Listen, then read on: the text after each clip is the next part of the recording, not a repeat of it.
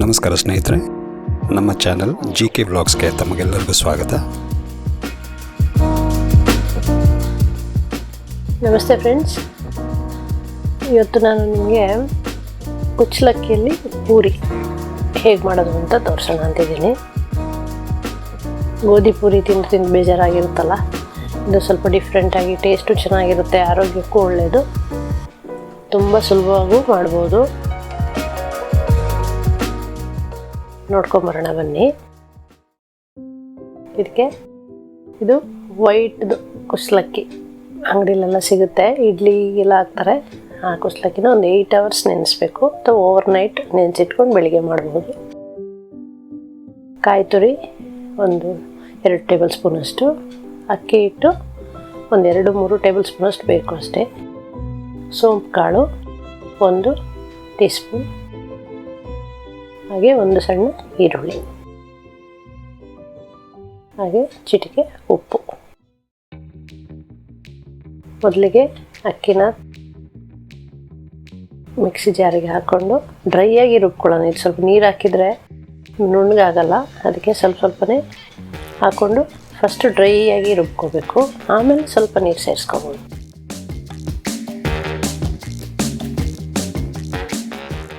ಈರುಳ್ಳಿನೂ cut ಮಾಡಿ ಹಾಕ್ಕೊಳ್ಳೋಣ,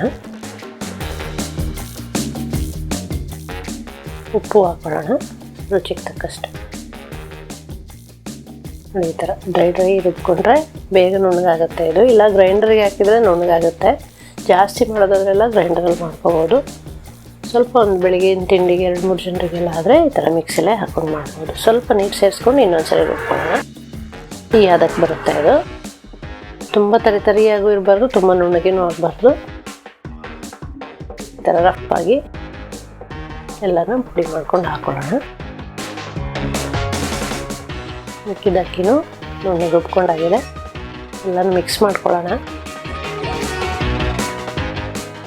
ಈಗ ಇದಕ್ಕೆ ನಾವು ಪೂರಿ ಮಾಡೋದಕ್ಕೆ ಎಷ್ಟು ಬೇಕಷ್ಟು ಗಟ್ಟಿಗೆ ಅಕ್ಕಿ ಹಿಟ್ಟು ಹಾಕೋಬೇಕಷ್ಟೆ. ಇದು ಮಾಮೂಲಿ ಅಕ್ಕಿ ಹಿಟ್ಟು, ಅಕ್ಕಿ ತೊಳೆದು ಒಣಗಿಸಿ ಮಾಡಿಸ್ಕೊಂಡಿರೋ ಹಿಟ್ಟು ಹಾಕ್ಕೊಂಡು ಈ ಥರ ಕಲಿಸ್ಕೊಳ್ಳೋಣ.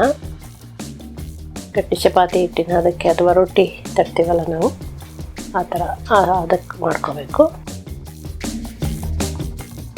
ಇನ್ನು ಸ್ವಲ್ಪ ಹಿಡಿಸುತ್ತೆ.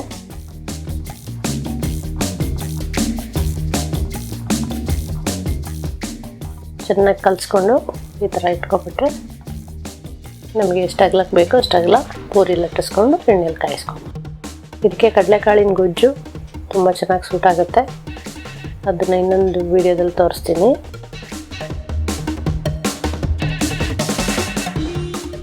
ಚಟ್ನಿನೂ ತುಂಬ ಚೆನ್ನಾಗಿ ಸೆಟ್ ಆಗುತ್ತೆ, ಕಾಯಿ ಚಟ್ನಿ ಏನು ಬೇಕಾದರೂ ಮಾಡ್ಕೋಬೋದು.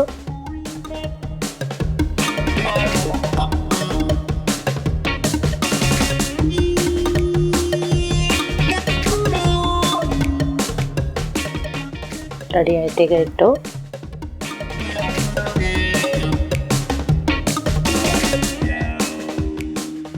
ಈ ಥರ ರೆಡಿ ಮಾಡಿ ಇಟ್ಕೊಂಡ್ರೆ ಬಿಸಿ ಬಿಸಿಯಾಗಿ ಹಾಕ್ಕೊಡ್ಬೋದು. ಈ ಥರ ಉಂಡೆ ಕರೆಕ್ಟಾಗಿ ಈ ಹದಕ್ಕೆ ಬರಬೇಕು.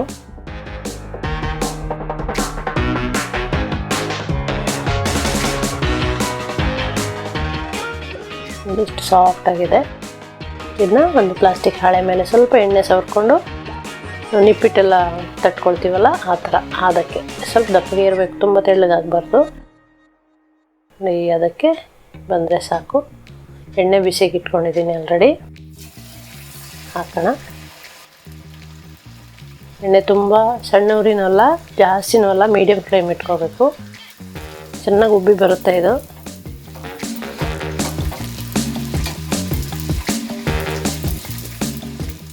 ಸಾಫ್ಟಾಗೂ ಇರುತ್ತೆ, ಗರಿಗರಿಯಾಗಿ ಮೇಲೆ ಇರುತ್ತೆ, ತಿನ್ನಕ್ಕಂತೂ ತುಂಬ ರುಚಿಯಾಗಿರುತ್ತೆ.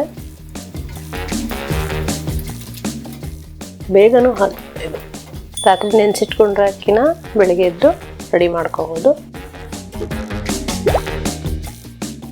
ಕೇರಳ ಕಡೆ ತುಂಬ ಜಾಸ್ತಿ ಮಾಡ್ತಾರೆ ಇದನ್ನ. ನೋಡಿ, ಈ ವಿಡಿಯೋ ಇಷ್ಟ ಆದರೆ ಲೈಕ್ ಮಾಡಿ, ಕಾಮೆಂಟ್ ಮಾಡಿ, ಹಾಗೆ ಸಬ್ಸ್ಕ್ರೈಬ್ ಮಾಡೋದು ಮರಿಬೇಡಿ. Thank you. ನೋಡಿದ್ರಲ್ಲ ಸ್ನೇಹಿತರೆ, ಈ ರೆಸಿಪಿ ನಿಮಗೆ ಇಷ್ಟ ಆಗಿದೆ ಅಂತ ಅಂದ್ಕೊಂಡಿದ್ದೀನಿ.